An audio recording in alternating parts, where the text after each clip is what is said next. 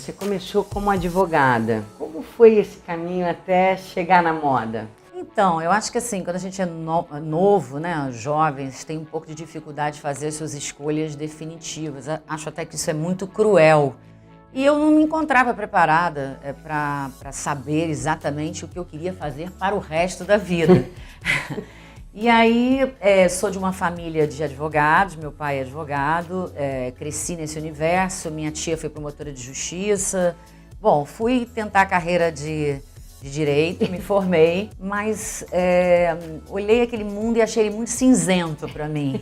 Eu não sou formada em moda, mas eu sempre tive essa coisa de observar. Então eu olhava muitas revistas, obviamente assim, me inspirava naquilo que eu achava que era bonito e ia tentando trazer aquilo para mim, dentro das minhas possibilidades. Eu era garota, né? Então eu não tinha dinheiro, mas eu tinha criatividade. Em um determinado momento eu falei, não, eu vou tomar o risco de montar o meu negócio. Eu tenho uma casa de campo em Nogueira, fica ali pertinho de Itaipava, e era um momento em que Itaipava era muito bem frequentado e as pessoas iam nos finais de semana e não tinham o que consumir. Como eu vivia ali, eu via um potencial de venda, pedi a minha mãe e meu pai uma força, né, financeiramente falando, e montei minha primeira lojinha. E aí eu comecei a treinar exatamente essa coisa do varejo. Eu tive, obviamente, uma curva de aprendizado gigante, tive, enfim, muitos momentos em que pensei de desistir.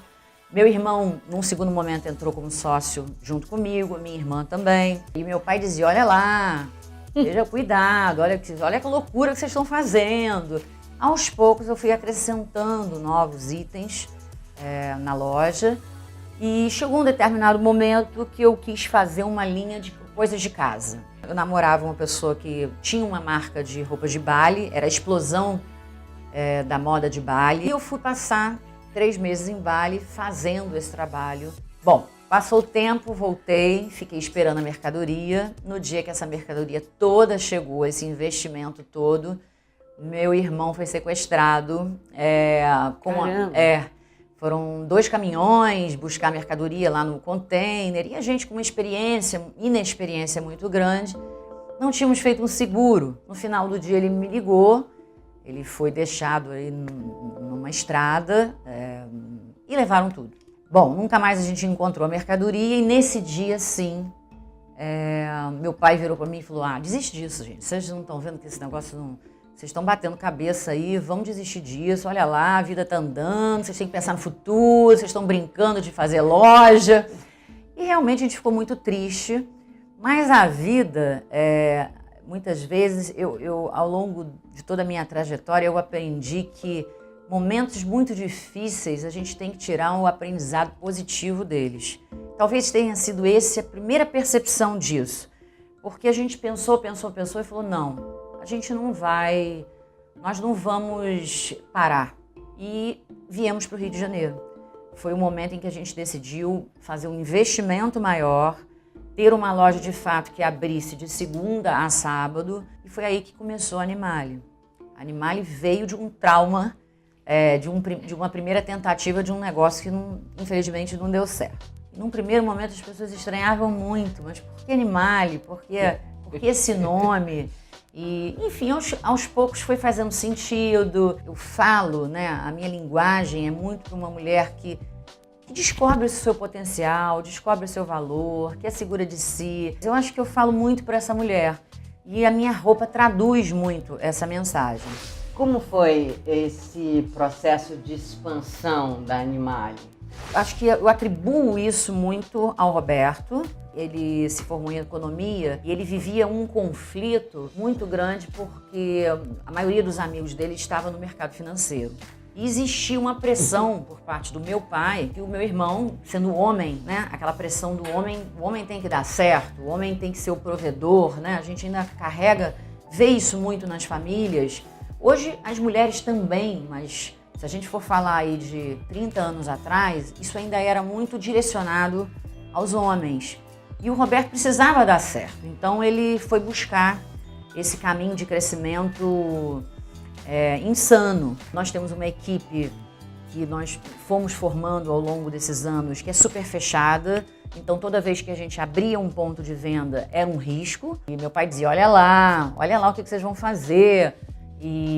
Mas dava certo, porque a gente arregaçava as mangas, nós trabalhamos muito. Isso tudo já virou uma coisa só na minha vida, assim. Eu já não consigo mais separar o meu trabalho da minha vida. Eu sou isso. Se eu pudesse dizer assim, o que hoje eu considero que foi um dos maiores ativos do sucesso do meu negócio, eu diria para você 2 coisas, para mim, fundamentais. A primeira é porque eu e eles sempre enxergamos que poderíamos e deveríamos aprender com quem sabe mais. A gente dava essa liberdade, não tinha coisa do ego, de não, porque a pessoa sabe mais do que eu. A não vaidade nos ajudou muito ao longo desses anos e também o potencial de tantas e tantas mulheres que ao longo desses anos todos a gente veio trabalhando. Parece assim, parece uma loucura o que eu vou te falar, mas tem horas que eu até me esqueço que eu sou dona das coisas que eu sou dona. Porque eu me sinto tão parceira dessas pessoas todas, elas são tão donas quanto eu. Eu acho que eu tenho um grupo de milhões de pessoas, assim, de muitas mulheres maravilhosas, de homens também, que são donos de tudo isso junto comigo. E esse foi o grande ganho nosso, assim, pela vida fora, das pessoas se sentirem que elas entram ali e ali elas têm um espaço onde elas podem acontecer. 3 irmãos, como é que vocês fazem para não misturar assuntos de trabalho nas reuniões familiares?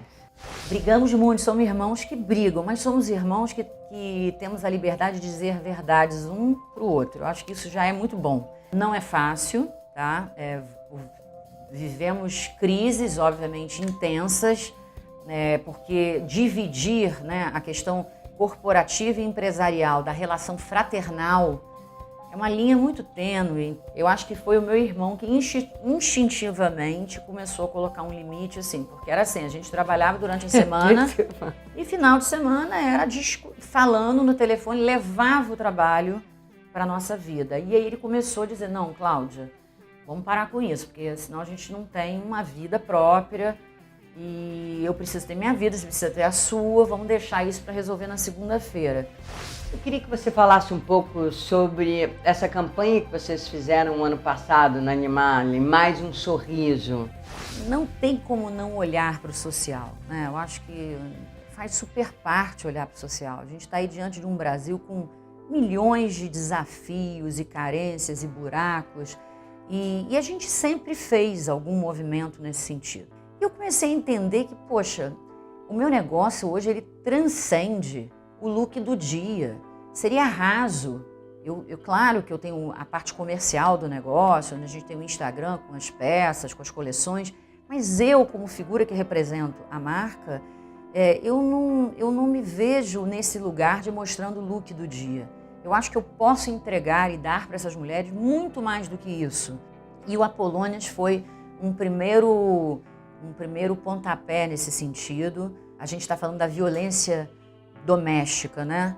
A violência doméstica, ela não atinge só mulheres de baixa renda. Muitas mulheres de nível maravilhoso vivem a violência doméstica.